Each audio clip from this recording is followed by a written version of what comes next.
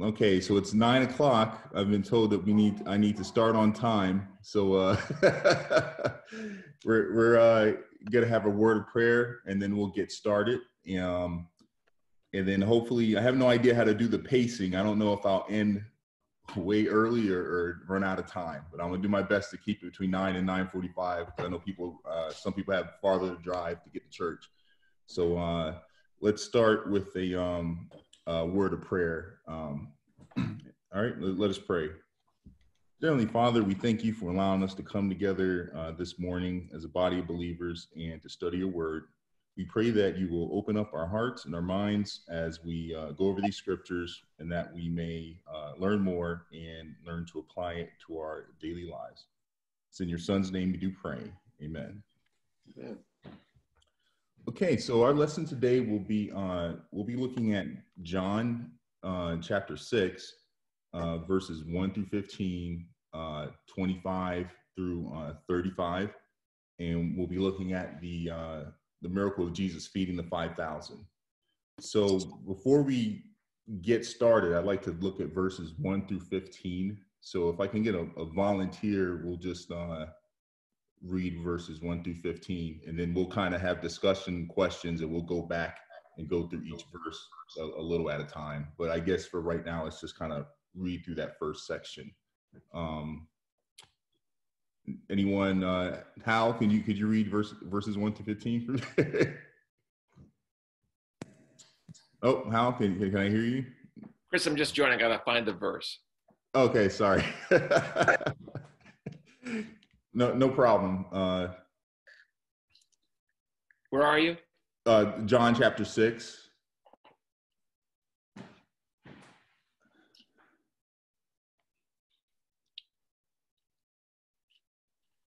In verse 1 through 15. John chapter 6, 1 through 16? Through 15. Through 15, yeah, sure. After this, Jesus went away to the other side of the Sea of Galilee, which is the Sea of Tiberias. And a large crowd was following him because they saw the signs that he was doing on the sick. Jesus went up on the mountain, and there he sat down with his disciples. Now the Passover, the feast of the Jews, was at hand. Lifting up his eyes then, and seeing that a large crowd was coming towards him, Jesus said to Philip, "Where are we to buy bread so that these people may eat?" He said this to test him, for he knew what he would do. Philip answered him, 200 denarii would not buy enough bread for each of them to get a little. One of his disciples, Andrew, Simon Peter's brother, said to him, "There is a boy here who has 5 barley loaves and 2 fish. But what are they for so many?" Jesus said, "Have the people sit down." Now there was much grass in the place, so that men sat down, about 5,000 in number. Jesus then took the loaves, and when he had given thanks, he distributed them to those who were seated. So also the fish, as much as they wanted. And when they had had their fill, he told the disciples, "Gather up the leftover fragments, that nothing may be lost." So they gathered them up and filled 12 baskets with fragments from the 5 barley loaves left by those who had eaten. When the people saw the sign that had been done, they said, "This is indeed the prophet who has come into the world."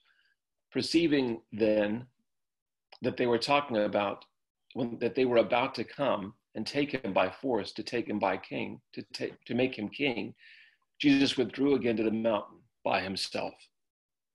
Okay, thank you, Hal. Okay, so looking at this, we'll kind of step through this a few verses at a time. We know that the multitude was following Jesus because of some of the miracles and things that he had been performing. They had heard about him in the region. And, this is actually one of the few miracles that's recorded in all of the Gospels other than the resurrection. If we look at Matthew's account of this in chapter 14, 13 through 21, particularly in verse 14, it says how Jesus had compassion on the multitude. So before we get into the actual miracle, what does that word mean to you guys? Compassion. what do you take from that? I mean, I take from that a lot of these miracles, Jesus shows a genuine care and concern for the multitude.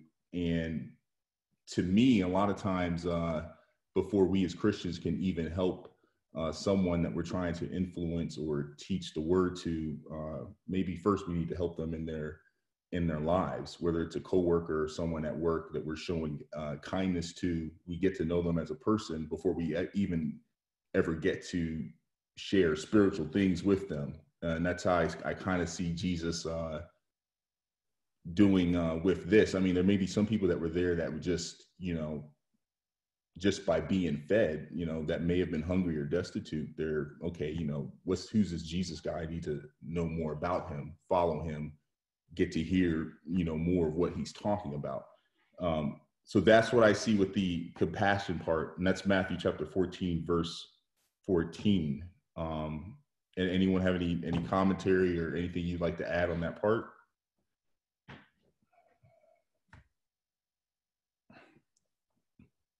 Okay. Moving from that, we have, if we look at verses 5 through 6. So we have a discussing question here. If Jesus, let's see, verses 5 through 6, Jesus lifted up his eyes, seeing a great multitude coming toward him. He says to Philip, "Where shall we buy bread that these may eat?" But this he said to test him, for he knew what he would already do. So if Jesus knew what he already intended to do, why do we think he asked Philip this question? Like what sort of test do we think it was?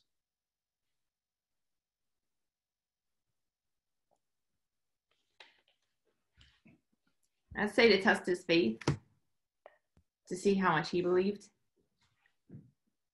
Okay. And anyone else?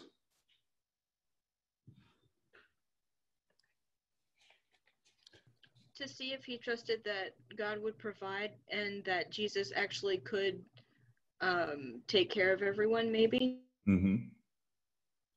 That's a good point. I think it's, if we look at how he poses the question, it's almost, I don't want to say a loaded question, but he says it in such a way. I mean, we all know that Jesus can just make the food appear, right? But he poses it in such a way, well, where are we going to buy this bread? And Philip says, I mean, someone correct me if I'm wrong. I believe a denarii in the ancient world was a day's wage. Someone correct me if I'm wrong on that. But 200 days' wages, would not be sufficient for them to each have even a little bit. So we know that there's not enough, funds, and they're nowhere near. And he's asking, where shall we buy bread? So I don't even know, if the place to buy bread is even nearby, right? And something else with that, Chris, as well, that I think is interesting is that in verse 4, it points out that this is the time of the Passover. So this is the time that the Jews are supposed to be remembering, the time that God saved them all from being in slavery and brought them out. So at the time that this was God's redeeming act, they're supposed to be remembering. Now they're faced with another quote unquote crisis. And then are they going to be able to remember what God's done before? That's a good point, Clark. Thanks for that. Just to add on what Clark said, I think myself, I often believe that because we know the rest of the story, it is easy to critique or criticize what happened at that time, during that live event, so to speak. But as Clark mentioned that, this was the Passover festival time, and also it is ironic to me that Philip has been with Jesus, for a few times now, and he has seen him doing amazing things, unthinkable things. And from that point of view, Jesus asking this question to test him. Probably the right approach for Philip would have been hey, Jesus, I'm sure there's not something that you can do about this. And instead of going to describing to Jesus that, well, it takes this number of days of wage to provide to these people. So there is a faith and understanding aspect of it in this story too. Thank you, Hatu.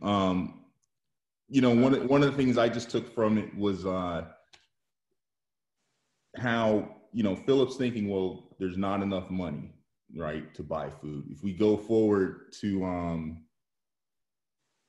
verse number 8, Andrew says, well, there's a lad here with 5 barley loaves and 2 small fish, but what are they among so many? So Andrew's thinking there's not don't have enough existing food. Philip's saying there's not enough money. And sometimes, we as Christians, sometimes when we're going through certain trials and tribulations, we focus on, well, we don't see the whole playing field. Like, there's ways that God's working in our lives, and we don't know every single thing that he's doing. But sometimes if we're going to be a people of faith, this story is just as much a story of faith than it is in the miracle of like feeding everyone. And if we're going to have faith, we can't say, well, I don't see the solution in front of me, so I don't see how we're going to get through this. So like, that's something that I'm taking from this. Chris. Yeah. Hey, Joseph. Hey, in addition to everything that's been said, it appears as though that Philip and they're trying to solve the problem. And here's a little bit here, but we need more. And if we look at John in Revelation, when the angel asked him, "Who are these?" and his answer was, and so the answer that would have been proper would have been, Jesus, we depend on you, rather than trying to solve the problem. You're in the presence of God. You don't have to answer the question. Just say, hey, you know what you're doing. And that would have been shown faith in Jesus, that they had confidence that he was going to do what needed to be done. Mm-hmm. That's a good point, Joseph. Thanks for that. And I'm kind of jumping around here a little bit, but I had a note here. I also like how instead of just saying, okay, here's the food for all the 5,000, the way that Jesus provides his food, it almost requires even like more faith and belief. Like if he just, snapped his fingers and there's the food, like no one had to work for anything or had, that chance where to doubt enters people's minds and they're like, well, how are we going to do this? How is this food going to be provided? It's the way that he did it. What I take from it is, sometimes God works in our lives. It's not sometimes we're just like, well, Lord, just fix it.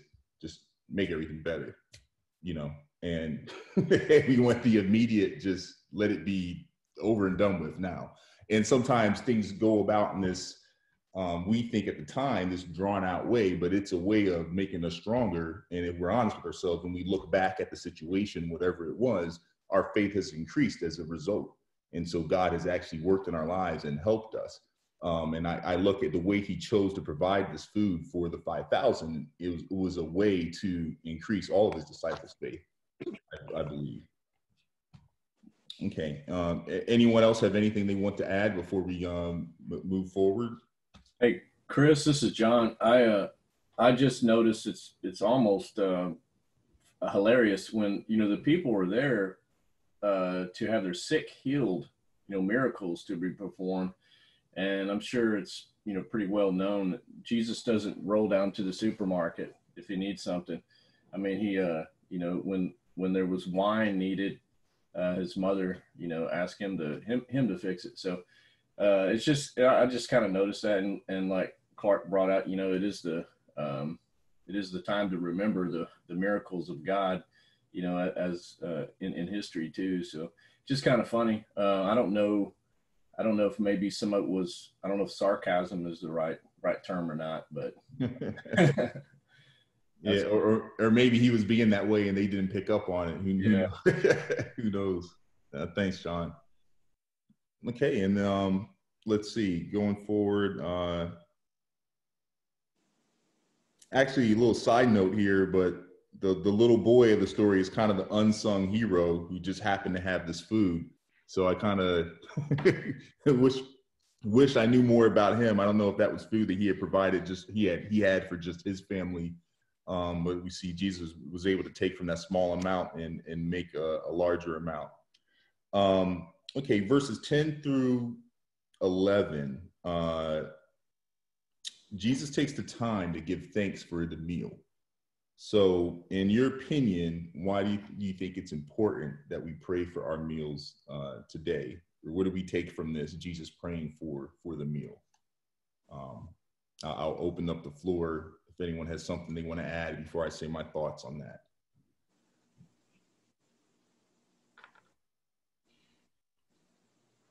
Okay, well, first let me say, Jesus praying for the meal, the importance of this is, at this point in time in the story, I don't know how many people in this crowd are at this point, they're seeing, okay, Jesus, they're following him because of the miracles he's done. They know, okay, he's important. He's a man of God. I don't know if people are seeing that he is the Son of God at this point, if they have realized that. Jesus praying for the food, even though he is God and he is, providing this food, but he glorifies and points back to the Father, allowing people to say, okay, you're really impressed. He's about to perform this miracle, but before he even does it, he's showing that he's giving thanks, saying, God above is through whom this blessing has come to us. So in application to our lives, I know a lot of times we can get caught up in, well, I'm the one that, I went and got this new job and I'm the one working all the hours and I put the food on the table. I've done all these things on my own. And it's like everything that we have has come from God. They're all blessings from above. And even Jesus, applies this in this example and shows it before he even performs a miracle. He's thanking God. So I think if people go back and look on that day that were there, they'll notice like, okay, so he's pointing the attention to God, not to the act itself. So any thoughts on that? Or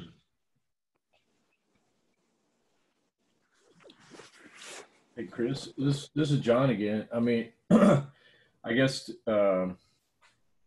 Jesus is an example for us as a human.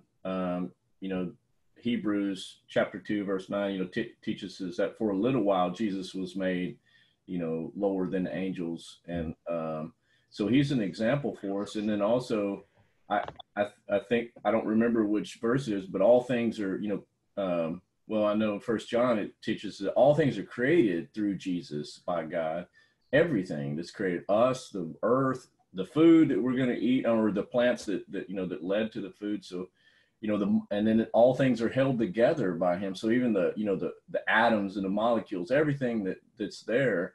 So literally, I mean, we do owe everything to God. And I think this is, Jesus giving the Father the recognition that, hey, God, we need to be thankful to God for even being alive and to be here thinking and talking today. Mm-hmm. No, amen. I appreciate that insight, John. I definitely agree. As you said, Chris, we many times, have the idea that we did it. I did it. And nothing could be further from the truth. So the fact that we recognize that God has provided this for us and to be thankful, it shows what kind of people we are. Because if we think that we are the ones who did it all, then we have put ourselves in God's place, and we reduced God to someone who is just there looking at us. Mm-hmm. And so we have to recognize that we are the creatures God has made us. He has given us all that we need, and he gives us even more than we need. And when we do that, it shows appreciation. Amen. Yeah, so thanks for that, Joseph. Let's see. So where were we? That brings us to, let's see here. Let's take a look at verses 12 through 13.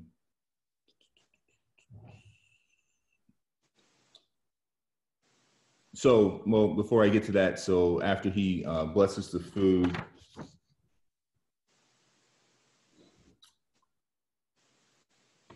makes the people sit down in numbers so that he can count them, around 5,000. Takes the loaves and, okay, that brings, give me 1 second here. I lost my place. Okay, all right, I'm good. So verse 12 through 13. One of the interesting things I see here is verse 11 at the end, saying that, okay, he distributed them to the disciples and disciples to those sitting down, and likewise of the fish, as much as they wanted. So I don't know if I never really paid as much attention to this part, but it wasn't like everyone just had one serving, if you will. Right? If I'm reading that, it's like everyone had as much food as they wanted. Yeah. Which is kind of like I mean, honestly, I've read this miracle for years, and I don't think until preparing for this lesson, I actually really thought about that. So it's not just like, one of the things about Jesus' miracles is he doesn't just barely scrape by or barely pull it off, so to speak, right? When he turned water into wine, it was what? Good wine, And a lot of.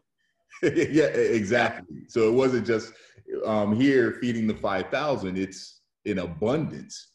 So take with that what you will. I don't know what anyone makes of that. I think, to me, it's like when you're blessed, look at the blessing that Abraham has. It's probably, to how that promise, his seed multiplying and all the nations of the earth being blessed through him.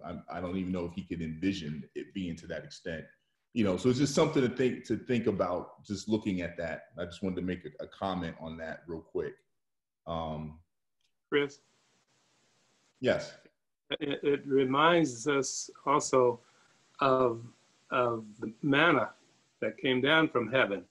And it says that those who gathered a lot didn't have too much. Those who gathered little didn't have too little. So everybody got enough. So, what you gather, you got enough. And that, God is that way. He gives you enough for what you need. Exactly. Hey, Chris? Yes. Hey, hey, Oliver. How are you this morning? Good. And the family, it's all right? Yes, everyone's good. Excellent.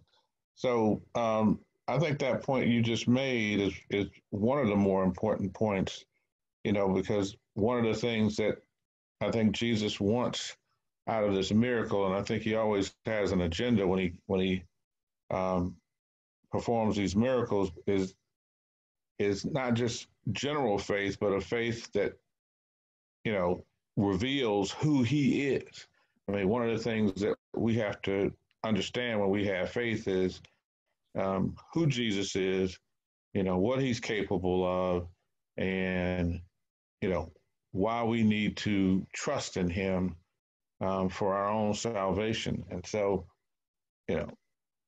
one of the parts of of this is that Jesus is, provider of the bread of life. And so that message is, I think, being sent by him, albeit in, not direct terms, but at least in, an example here, that he is capable of providing for all of us.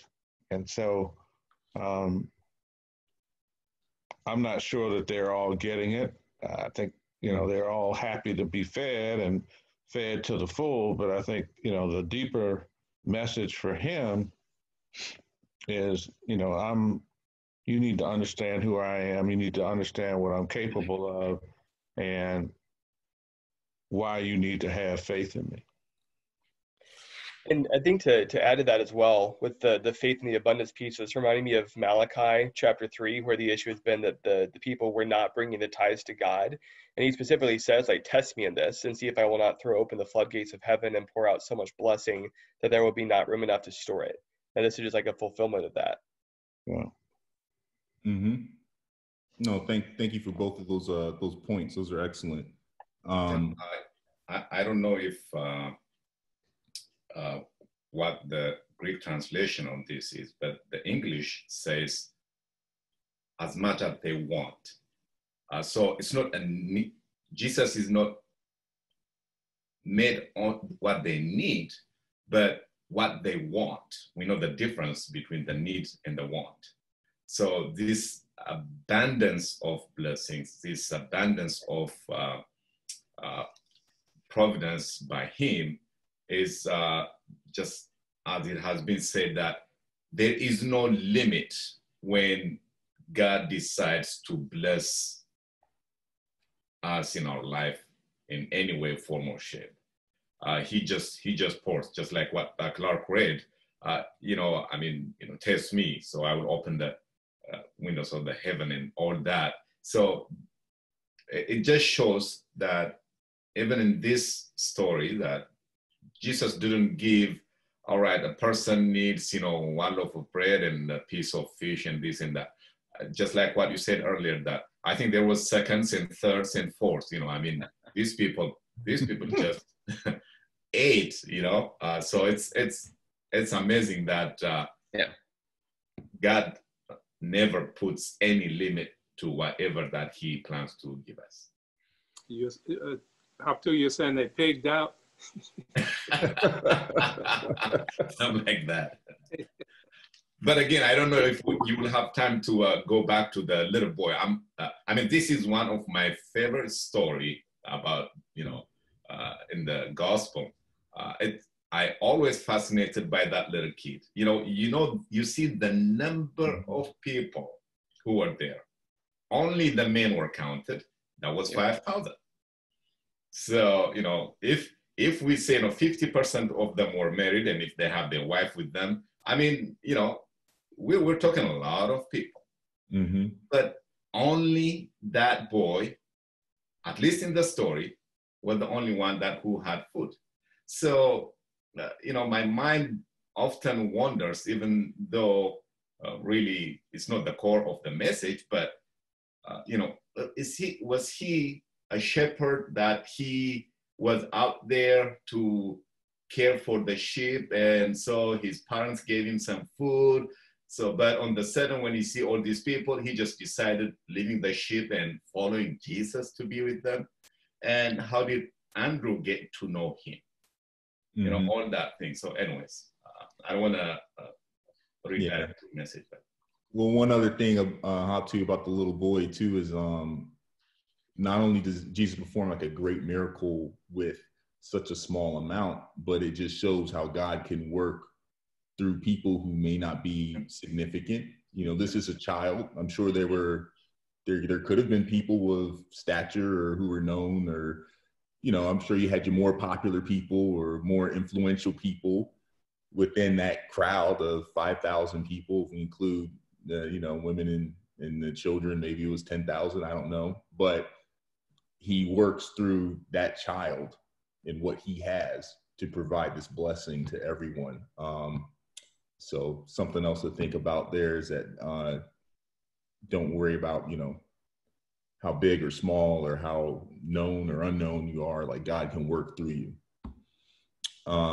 Chris, there's one thing to add there, and it hadn't come up yet. I just want to make sure we point this out, that this crowd wasn't coming for lunch. The intention was not to go out with Jesus and maybe have a picnic lunch. They came because many of these people were sick. They came because they had seen what he was doing, these signs. So a lot of them were looking for healing. And it's astonishing to me that, you get to a point in the day, and I think this is what catches the disciples off guard, is Jesus is aware of what time it is and says, hey, you know what? There's this crowd. How are we going to feed these people? What are we going to do? And no one had really thought about that. And it's something that, it's not really here, but you have to kind of dig for that. And you get the impression, I think the insight here is that Jesus is thinking about not just their spiritual well-being, but their health and how they're doing and how are they going to get back home. They've followed him out here to a place, and he's got we have to take care of these people because they can't go on without food for very long. We're going to have to make sure they are fed before they try to make it back home. So Jesus is looking out for things that they're not even aware of. Only one person in a crowd of, you're right, probably closer to 10,000 has thought about, I should take some lunch with me when I go because I'm going to be away from the house for a long time, out in the middle of nowhere. Only one child, and maybe his mom was really smart and said, you better pack some food. But whatever the case might have been, no one else had really considered this at all. But Jesus had, and Jesus knew that that was something that they needed, and it was something that they would want. And it is pretty extraordinary because when they finally realized perhaps that they were hungry, you're right, they ate their fill, and that's extraordinary too. I mean, that, I think we've all been to fellowship lunches. We've seen the way some brothers like to go back for seconds and thirds. They had plenty to eat, and when they were done, they were able to gather up so much food. It's extraordinary. I mean, just the story of abundance here is really, really remarkable, that God is always thinking about us, that God is always thinking about what we truly want and what we truly need. Mm-hmm. How do you think that little boy felt when all of a sudden this guy shows up and takes away his lunch? Exactly. I don't know if I've been so generous with my basket of food, right? Y'all didn't prepare for this. I was prepared. I think that little boy must have had a phenomenal story the rest of his life. I mean, just imagine. Hoptu is right. When you think about these people that were impacted, that had these encounters with Jesus, I can't imagine that kid growing up and that story that he was able to tell, that he was the one person out of that crowd that managed to bring a tiny bit of food, and with his food he fed all those people. That's just unbelievable. Just truly remarkable.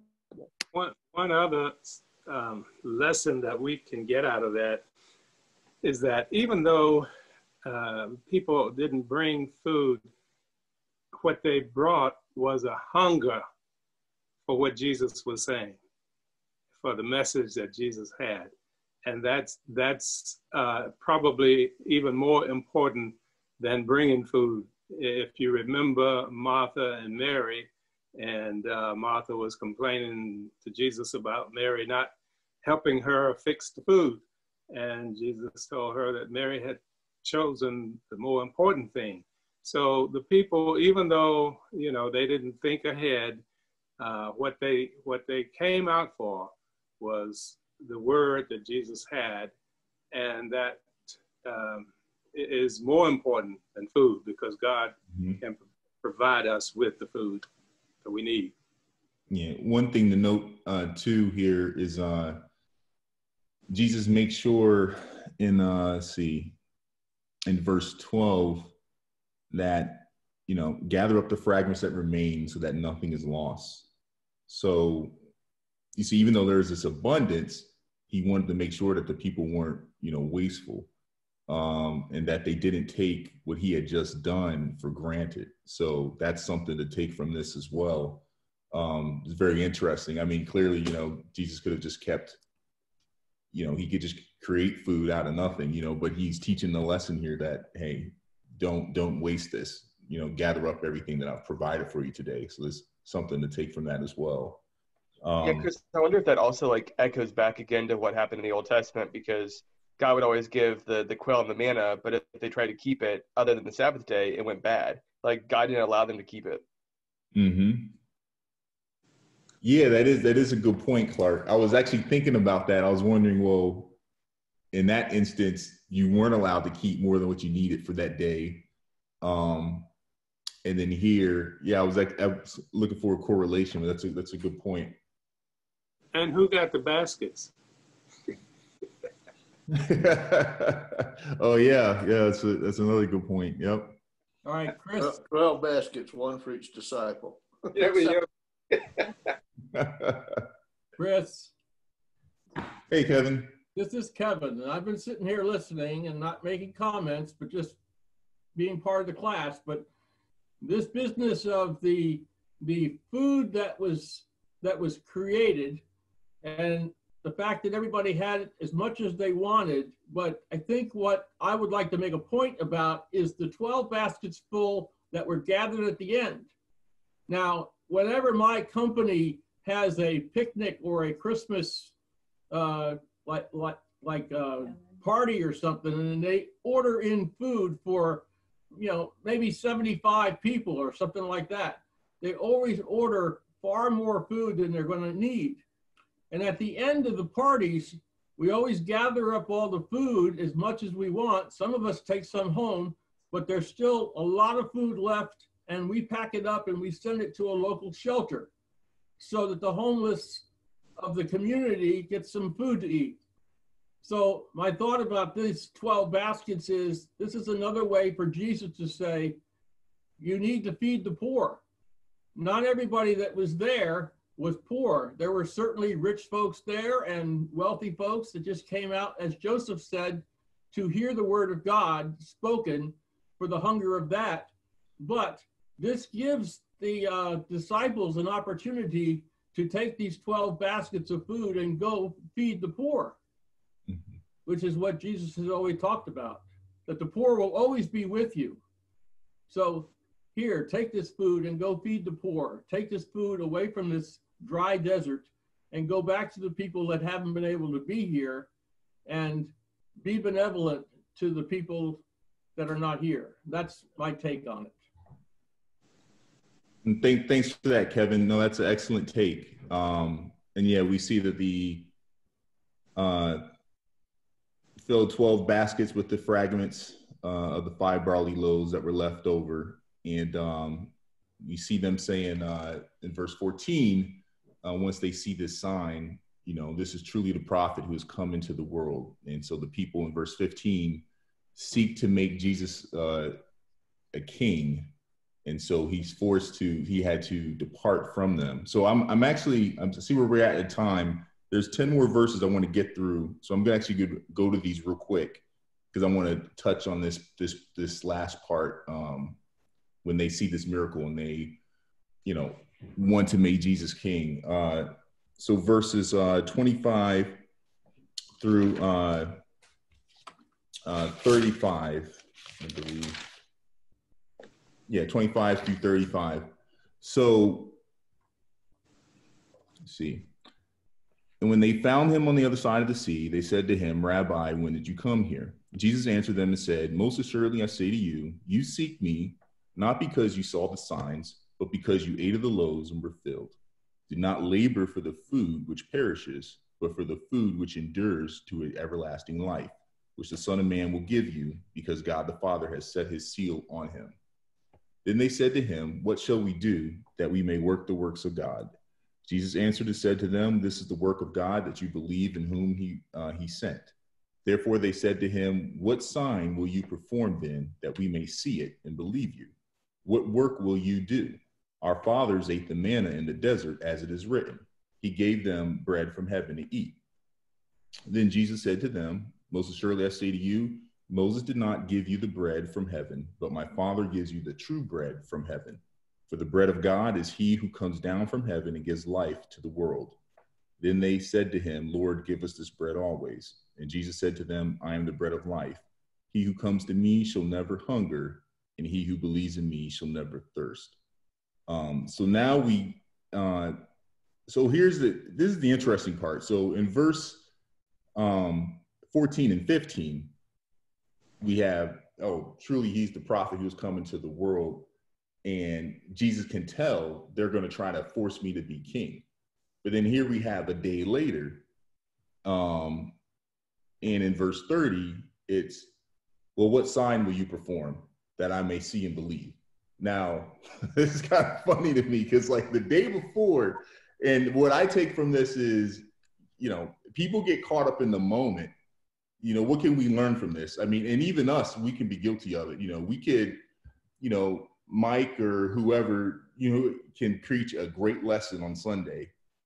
And we can get caught up in the lesson and, oh, we need to do these things, turn around, change things. And then, you know, what happens as the week goes on? It just kind of like, you know, is that enthusiasm still there? Is that drive still there? In this example, the people see, oh, this is a great man of God. Let's make him king. The very next day will show me another sign. You know, like that faith has already like, that had been increased on day one has already like dropped off a cliff and they need to see something else. You know, it's very interesting. It's very powerful. I took a lot from that. I'm open to any thoughts there on what you think has changed, you know, to in their hearts.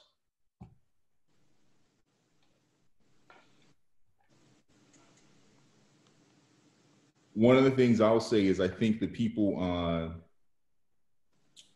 they were so, I think in the first part, the people were so focused on, you know, the food, maybe perhaps they were focused on, you know, the material things. I don't know, the food or the money that they would have with Jesus as their king. You know, this man could just produce and provide for them to that level. We see in verses 25 through 35, that Jesus is trying to take, he says, let me find the verse. He says, you did not seek me, verse 26, because you saw the signs, but because you ate of the loaves and were filled. So I believe here he's saying, you know, even though I have been doing all these healings, you know, you're not looking at, you know, seeking after me right now because of these signs. It's because you were filled. You know, you're kind of focused on the material things. You know, verse 27, don't labor for food which perishes, but, you know, essentially he's saying labor for, you know, that bread of life. So he's trying to focus us to the spiritual things, but the people were kind of seeking him after because of those physical blessings. They're too focused on that they're missing the whole point of what this miracle was. Chris, it's interesting Jesus says that because when these people followed him, we already established that, you know, probably close to 10,000 people. When they came to him first, they came because they have seen the miracles and the amazing things that he has done, and they were following him. Jesus is the one who initiated feeding these people. They didn't ask for food, according to the story. And so Jesus, of course, you know, no return. I mean, he did from A to Z when it comes to feeding the people about the entire miracle. But when we get to this point, people are still following him.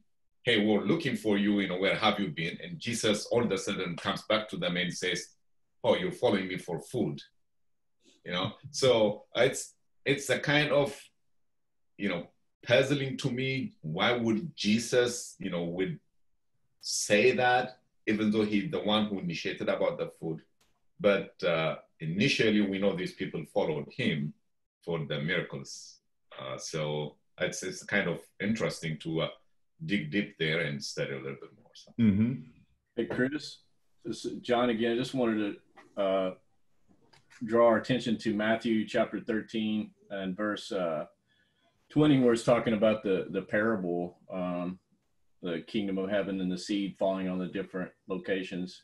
Some seed fell on the stony ground. This is like a person who hears the message and right away he is glad to hear it, but it does not go down deep in his heart. He believes it for a short time.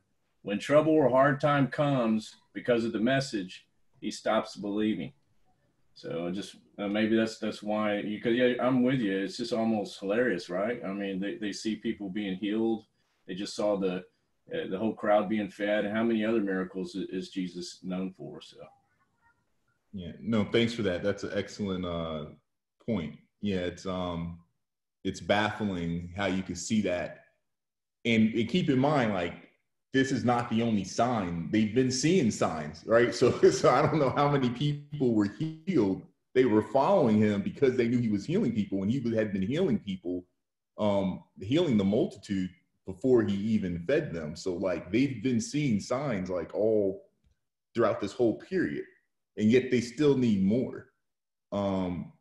And so it just goes to show, like, some people just, the faith is just never gonna be there for some people, and at some point you have to have that faith. You know, I mean, if this is not big enough of a sign, I don't know, what is. So I had a few more things I wanted to go over, but I just realized that I have a little silent alarm here. It's 9:46, so my time is actually up. I guess I'll just. So Chris, I think Chris was going to say something. Thanks. Oh, okay.